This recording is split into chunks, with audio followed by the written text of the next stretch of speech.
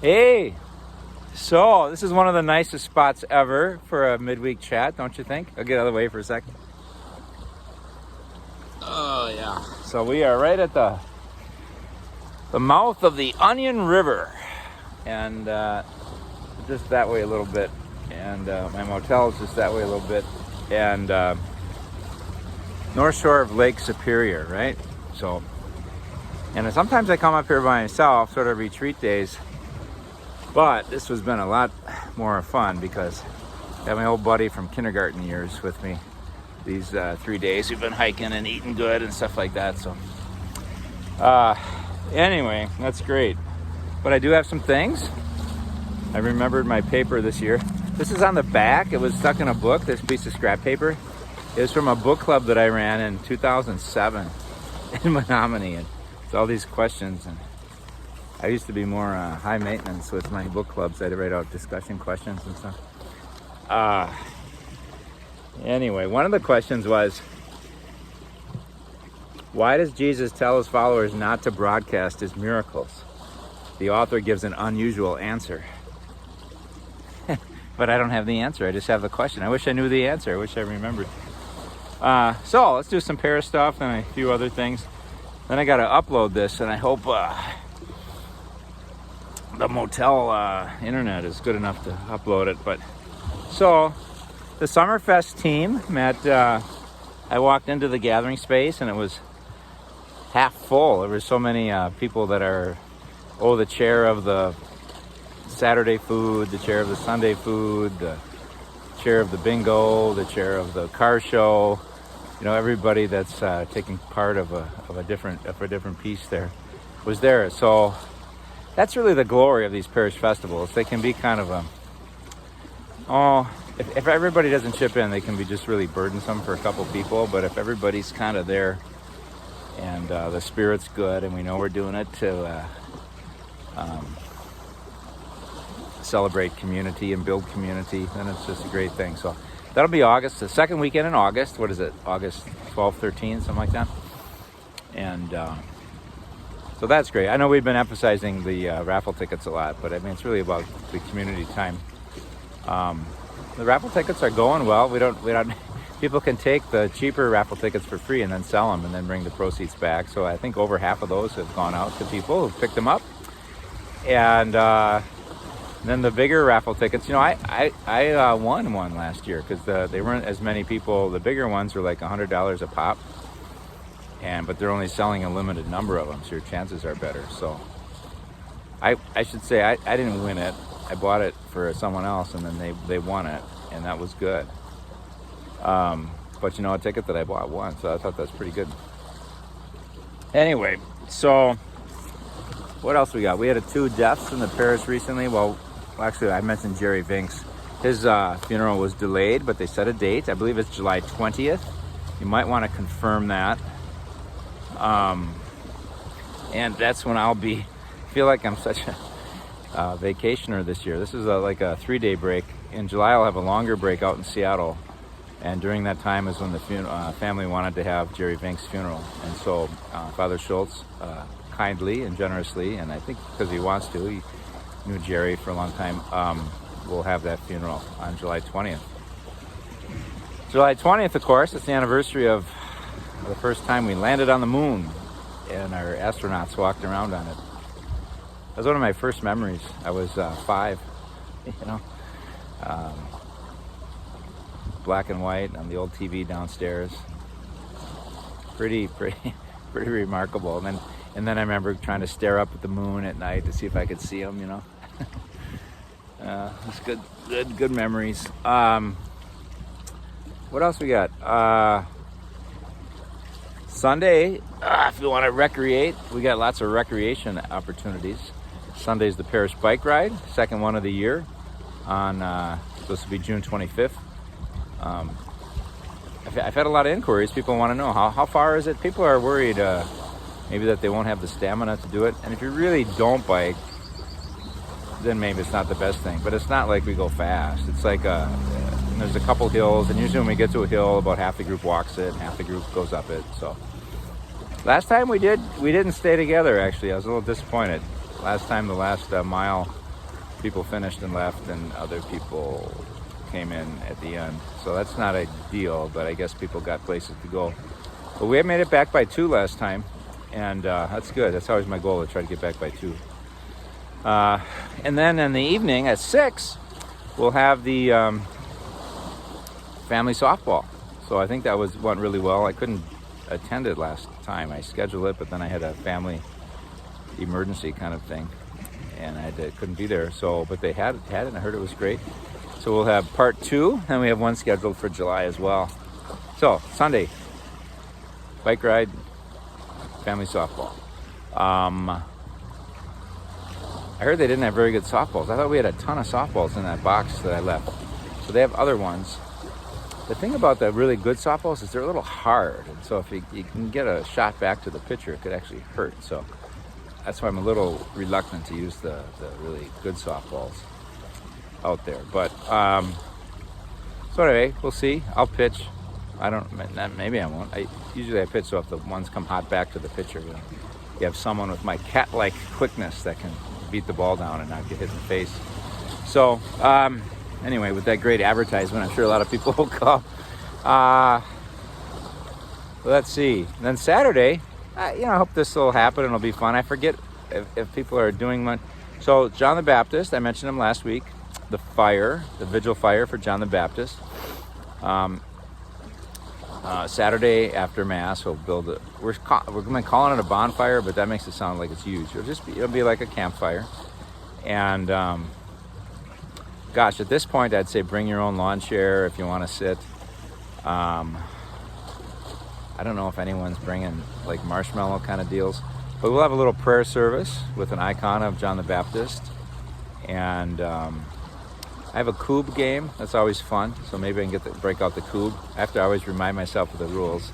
It's that great Nordic game where you throw wooden things at other wooden things to knock them down, and whoever knocks down the last wooden thing wins. But it's more interesting than that. It's a good game.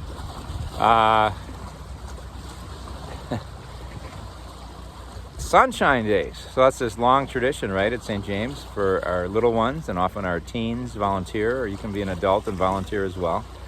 And this year it seems like it's really going to knock their socks off, because it is food truck with an exclamation point. A lot of mosquitoes here this week, by the way. Here's one. I hate to do it. So me and Dan Sullivan, I don't mean me and Dan Sullivan, I mean me. Her name is Me. And Dan, his name is Dan. Last name Sullivan. They have a food truck. They do the Vietnamese food truck, Mimi Cafe. And they're going to be there with their food truck for Sunshine Days, Vacation Bible School. And one of the days they're going to be able to go out there, the kids, and get in the food truck and make food, I think. And so it's really generous of them. And I think it'll just be a blast for the children. So anyway, it's going to be July 10th to 13th, but they want to wrap up registrations this coming week, I think. So final day is to register for that, okay? All right. Okay, or volunteer. Well, you can volunteer anytime, I suppose, but if they know how many volunteers they have, it helps. It's one of the trends in culture right now is people don't want to commit to anything more than a couple days out, and it makes it hard to do parish stuff. Because you want to, like Summerfest and all these things, you need to have a plan, So I get that, though. I like to be free, unscheduled, but part of parish life, part of community life, maybe if you believe, as I do, that being Christian is being part of a community, that part of being Christian is planning ahead and committing to things, So anyway, a little encouragement there. What do we got here? Maybe is that all? So I mentioned Jerry's death, but we had a death of another man. I didn't even know his last name until this week. His name's Leo. It's like Clygus, something like that. And if you ever did hospitality after Saturday Mass in the last few years, you would have seen Leo.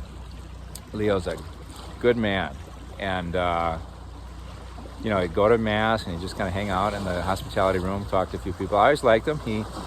I went to seminary in Chicago, north suburbs, and he was a football coach for Catholic high schools, various Catholic high schools in Chicago. And so we talk about that a little bit. And I don't know, I just liked his demeanor, his way, and he knew where Mundelein Seminary was. There's a Catholic high school right across the street from there, Carmel, or Mount Carmel. And he didn't coach there, but he was really well aware of it, and he coached at other places. And what I remember about Leo, though, we'll have his funeral, by the way, tomorrow, Thursday. And isn't that funny how we travel? Like, I'm here now, and tomorrow I'll be in church. So tomorrow at 12:30, visitation 11:30, and then mass at 12:30. So he loved his dogs so much, and I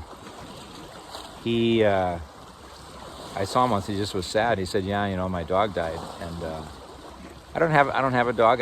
Some people immediately sympathize with that, and I don't. Maybe because I know how much it grieves people when they lose their dogs. But I could see the sadness in him. It just broke his heart. And then the next week, he said, "Father, I got a question for you." He said, "Do you think dogs go to heaven?" And I remember what I learned in college or whatever, that first of all, the short answer, I think yes.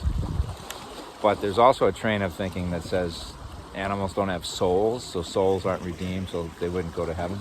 But like Pope Francis himself, he's a Jesuit, he's not a Franciscan, but the Franciscan way of thinking, he talked about, there's another way of looking at redemption and salvation, that all creation is redeemed. All creation is fallen by sin, and all creation gets redeemed. And so God's intent is to,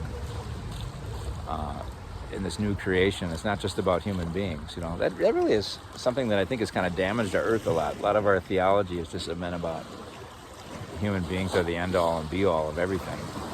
And we just can use and exploit all the other stuff because everything's for us, and that's caused a lot of problems in our world. And so we've had a lot of exposure to Native American culture here while we're up here, my friend and I, which I'll talk about in a second. But it's also in Christianity. It just hasn't been the dominant over the centuries.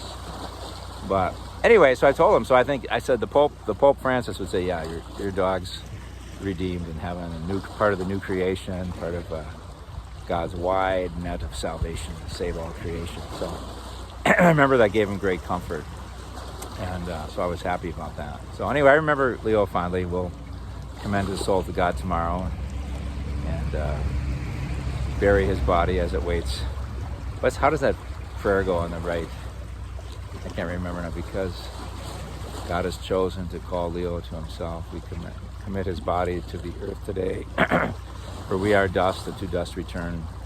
We will return, but the Lord will change our mortal remains to make them like his own in glory. For he has risen, the firstborn of the dead. And so we commend his soul to the Lord, that the Lord may keep him and raise him up on the last day. Something like that, And so we have beautiful prayers at funeral masses. So, Leo, rest in peace, Leo.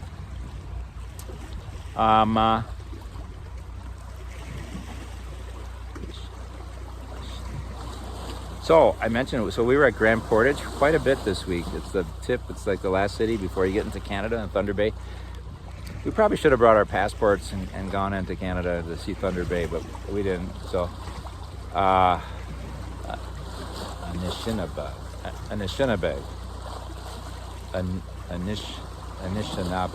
I think that's how you.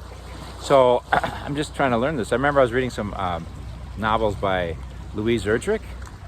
She's a Catholic writer, but a lot of more Native American themes and Christian themes, but both.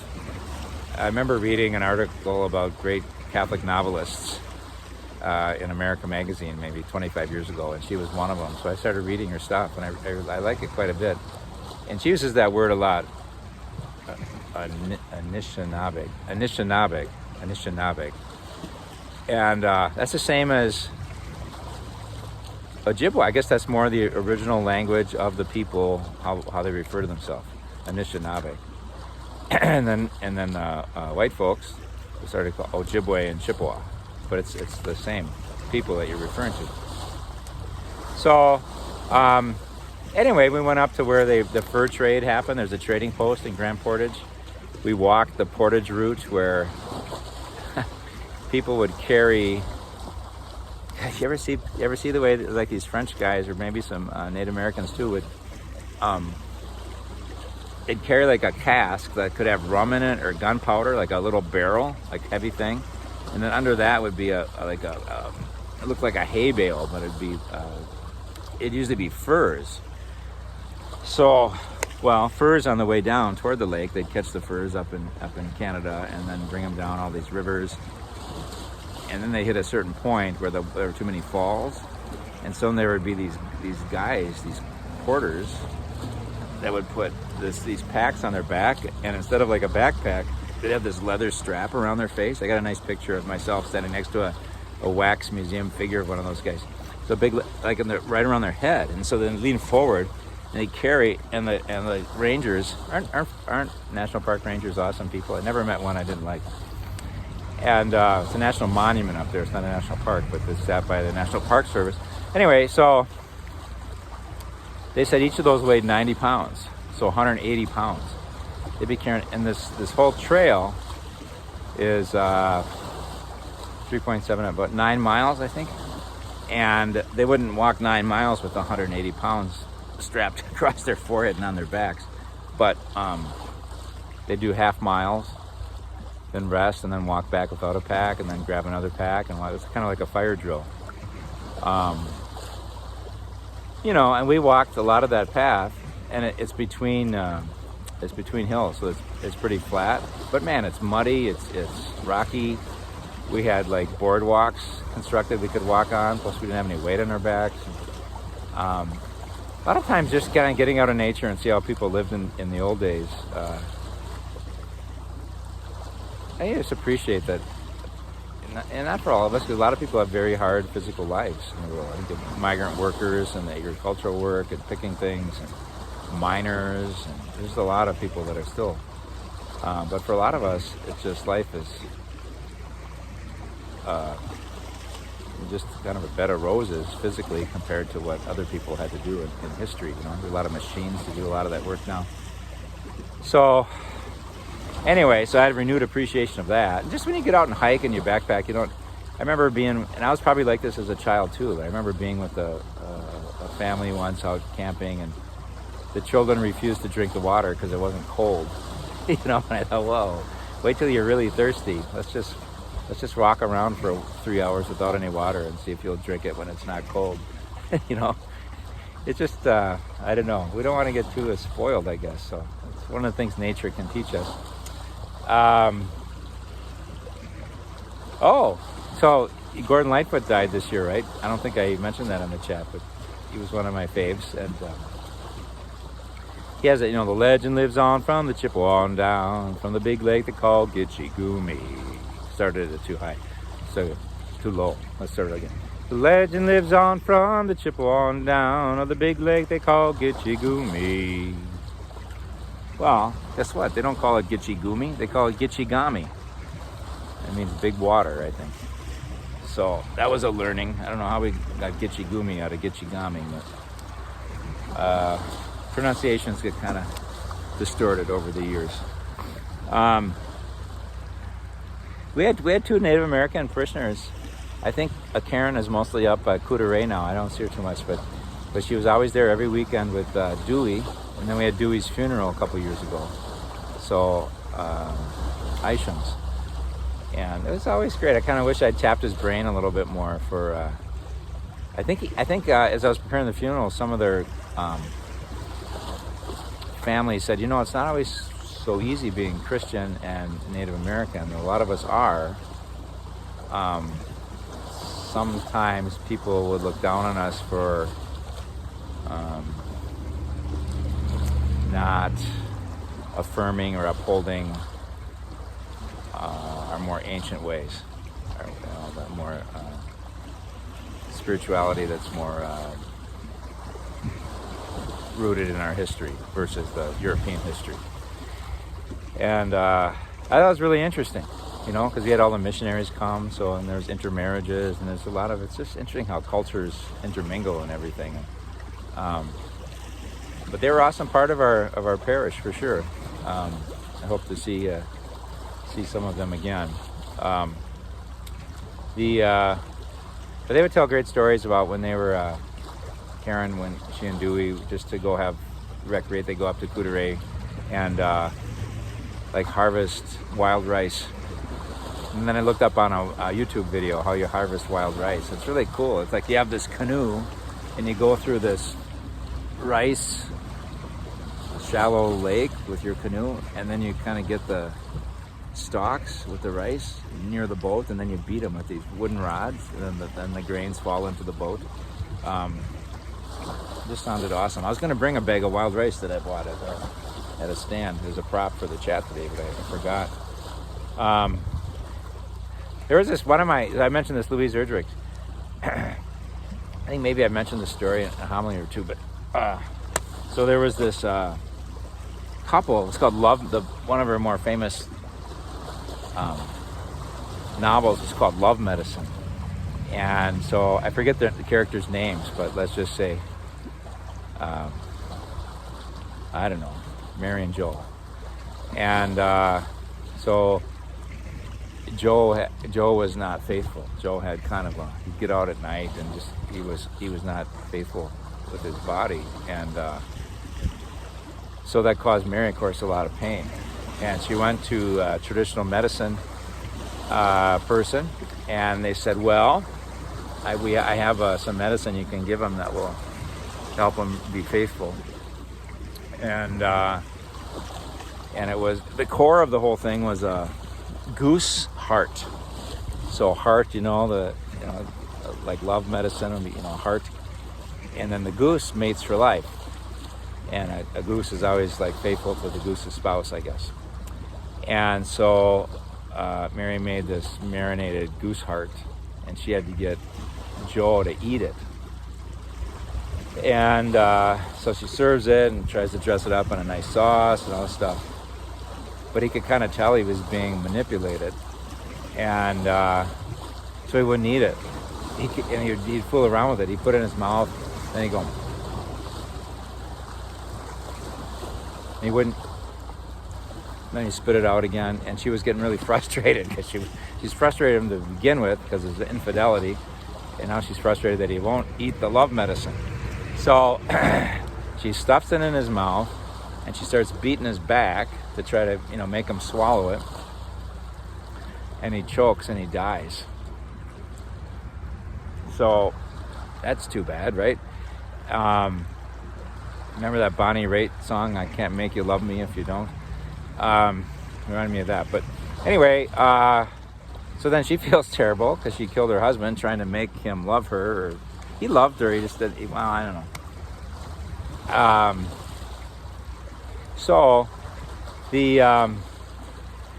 but then she has this vision at night where he comes to her and he apologizes for not loving her as he should have, and for his infidelities, and not to worry about the choking incident. And it's just kind of a healing moment for her, that vision, that dream. So she wrote a lot of novels I liked. I like that one so much. There's another one she wrote about a flood in the Dakotas, and a woman was walking around and saw a priest, a missionary priest, hung up on a tree, dead, as a result of the flood. And she didn't have any clothing, so she used his clothing just to kind of walk around, and people started thinking she was a priest. And she did not correct them, like for the next 60 years. So, and she kept writing the Pope, kind of confessing this sin of kind of impersonating a priest. But she found that she was doing so much good things. People would come to her for advice and for counsel, and she would genuinely help them. And she thought, well, think maybe I'll keep doing this, you know. And she was a Catholic, and she knew the ways. So anyway, as a priest, I enjoyed that novel a lot. That was called something like Last Report from Little No Horse. So let's see. Church news that I read last night on the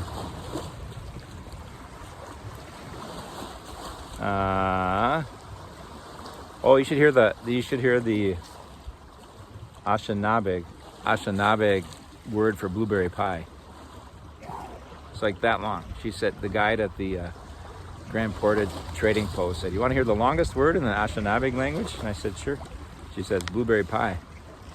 You know, by the time she was done, I was pretty hungry. It was a long word. She said it began with blueberry and it ended with the word for pie, and then in between was every ingredient. You know, so it's like, whoa. So, like one more thing. Oh, just the Synod report. So that was in all the headlines and all the Catholic news outlets that I saw last night. So you might remember we had a listening session at St. James. Was it a year ago? They tried to collect all this basically feedback from all the church members on the Synod, on church life and what they think. And honestly, the United States didn't participate as well as the rest of the world. A lot of the bishops are kind of resistant to Pope Francis's initiatives. But this final report came out. It's not the final report, but it's a report that will be used for a big meeting in the Vatican in October. And I don't know, I think it's good stuff. It's like Pope Francis he goes, we shouldn't be afraid of hearing what the people think. You know, like it's some people may feel threatened, you know, it's out of our control if we let the people's opinions have more sway. But I think it's just super healthy. And so I pray for the success of the Synod. There was a little quote. Did I write it down? I think I wrote it down on a different piece of paper, maybe. Yeah. Oh, it says that the document asks bishops to live in a radical trust in the action of the Spirit in the life of their communities, without fear that the participation of everyone need be a threat to their ministry of community leadership.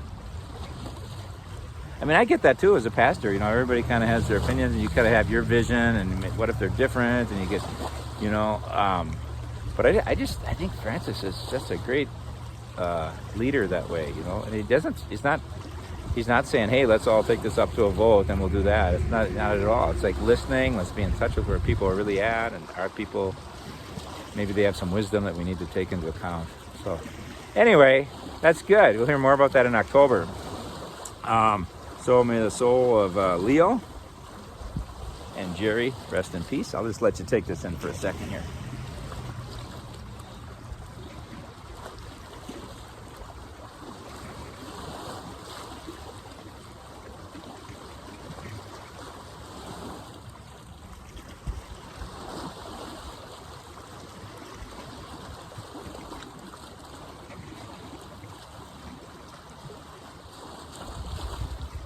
God bless you.